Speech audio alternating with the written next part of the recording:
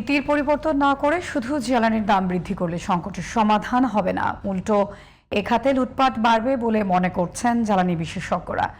বাণিজ্যিকীকরণে পরিবর্তে জ্বালানিকে সেবা খাত হিসেবে ঘোষণার পাশাপাশি জ্বালানি নিরাপত্তা তহবিল গঠন, শোধন ও অনুসন্ধান সক্ষমতা বৃদ্ধি, সুষম বন্টন এবং অপচয় রোধে দৃশ্যমান পদক্ষেপ নেওয়ার পরামর্শ তাদের। আর কোনোভাবেই জ্বালানি সরবরাহ বিঘ্নিত না করার দাবি শিল্প উদ্যোক্তাদের। সাজ্জাদ হোসেনের রিপোর্ট।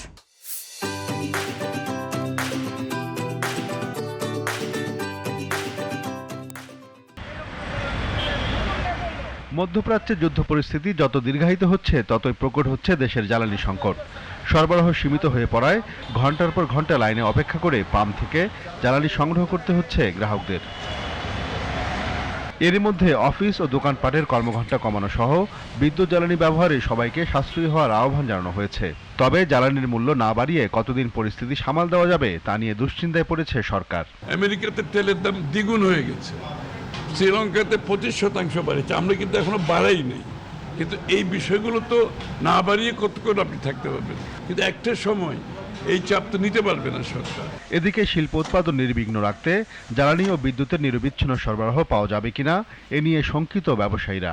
গ্যাস সরবরাহ বিঘ্নিত হলে আমার রপ্তানিযোগ্য ফ্যাক্টরি আছে যেখানে আমি রপ্তানি করি, আমার ফ্যাক্টরি এগুলা খুব ক্রাইসিসে পড়ে যাবে। আমি ব্যাংকের কাছে ঋণগ্রস্ত হয়ে যাব। আমি আস্থা রাখতে চাই যে সরকার এই এনার্জি সাপ্লাইটাকে এনশিওর করবে। এবং ডিজেল সরবরাহ কিছুটা বিঘ্নিত হচ্ছে, বিশেষ করে আমরা যেগুলো জেনারেটর যে সময় চালাতে হয় আমাদেরকে, এই ডিজেল সরবরাহগুলো আমরা নিশ্চিতভাবে এখনও পাচ্ছি না। যারা পলিসি মেকার ওনারা চিন্তা করে বের করবেন যে কিভাবে আগামীতে বাফার স্টক আরও বেশি তৈরি করতে পারেন। শুধু দাম বাড়িয়ে জ্বালানি খাতের সমস্যার সমাধান হবে না বলে মনে করছেন বিশেষজ্ঞরা।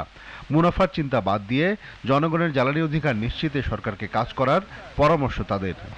এখানে মূল্য বৃদ্ধি মানে হচ্ছে দুর্নীতি বৃদ্ধি, লুণ্ঠন বৃদ্ধি এবং লুণ্ঠনের সুরক্ষা দেওয়া। সরকারকে জ্বালানির বাজারে জ্বালানি সরবরাহ এবং বন্টনে সরকারের অংশগ্রহণ থাকতে হবে। অন্তত 50%-এর বেশি যদি অংশগ্রহণে সরকারের না থাকে, যে কোনো সময় ব্যবসায়ীরা জ্বালানি বাজারের উপরে তাদের যে নিয়ন্ত্রণ সুদৃঢ় করে তারা মানুষকে জিম্মি করে ফেলবে। বিদ্যুৎ বলেন, গ্যাস বলেন, তেল বলেন, কয়লা বলেন, প্রত্যেকটা কোম্পানিতে উদ্বৃত্ত অর্থ আছে। এই উদ্বৃত্ত অর্থ কেন কোম্পানিকে থাকতে হবে? সরকারি মালিকানাধীন কোম্পানি।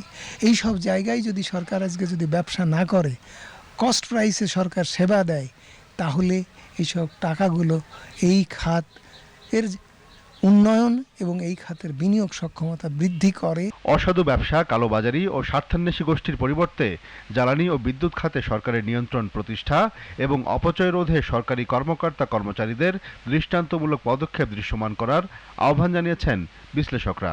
সরকার রেশন কার্ডের মাধ্যমে জ্বালানি ডিস্ট্রিবিউট করবে এবং সরকারের মালিকানাধীন যে সমস্ত প্রতিষ্ঠান আছে তাদের জ্বালানি ব্যবহারের উপরে কড়া রেস্ট্রিকশন আরোপ করতে হবে। সরকারি কর্মকর্তা যারা আছে তাদেরকে গণপরিবহনে চড়তে বাধ্য করতে হবে।